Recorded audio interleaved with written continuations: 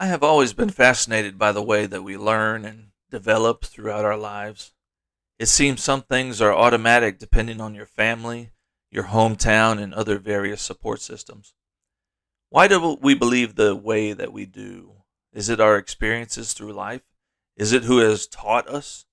Does the institution of learning we choose affect our judgments? I will be, of course, focusing on the religious or spiritual side of this study. As a child, I went to Sunday school at a church that my mother attended. I vaguely remember being a sheep in the Christmas play, and I can picture the inside of the sanctuary. My mother had been going to this church for some time because I had seen a picture of me getting baptized as a little baby. This church was down the road from my grandparents, so it was convenient to attend morning service and then visit them in the afternoon before heading home to get ready for the week ahead. This changed around the time I turned 5. We started going to church with my best friend Terry and his mom Debbie. I remember a great deal about this church. I spent the next 7 years of my life faithfully attending services, not just Sunday morning, but Sunday evening and Wednesday too. My parents were at odds about the amount of time we spent there. My father did not go to church and was uncomfortable with the idea and the people that would try to be friendly towards him. Soon my mother stopped going to church, and so did the fighting. Without a support system in place, I too chose to stay home when the bus rolled up to pick us up.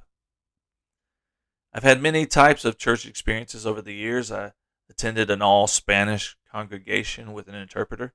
I said a prayer in a parking lot with a young man that wrote my name down in his Bible, and I tried my best to stay awake in a military chapel service. All these interactions were great, but I still did not know what I believed or what I was supposed to believe. The best way I can describe it is that I had a great respect for religion in my heart. My parents were husky people, so there were two things I didn't make fun of: chunky folk and church. Fast forward a few years, I received some terrible news about a friend in a car accident. This event stirred me to seek after God. I wrote my testimony for an English comp paper, and I said I had realized I was mortal and not Superman. Whatever was tugging on my heartstrings, there was a local church with the same name as the one I attended as a boy. This time, I had to find out why this church was right when there are so many flavors of religion.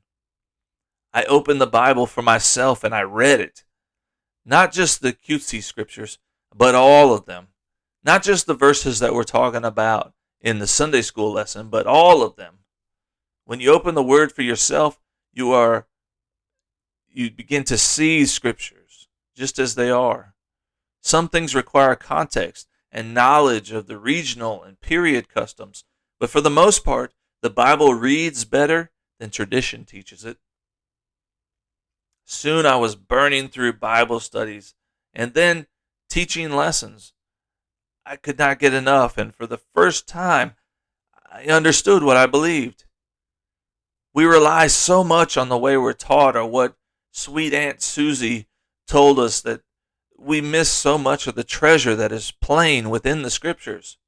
It matters who you allow to speak into your life. It matters where you attend school. It matters the life experience you've had, etc.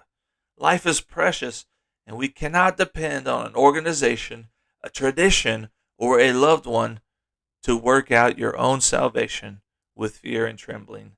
See Philippians 2, verse 12. I challenge you to do your due diligence in the Word, and I know that you will be excited with what you find. There's so much more in the Bible than you realize, and Jesus has great things in store for your life.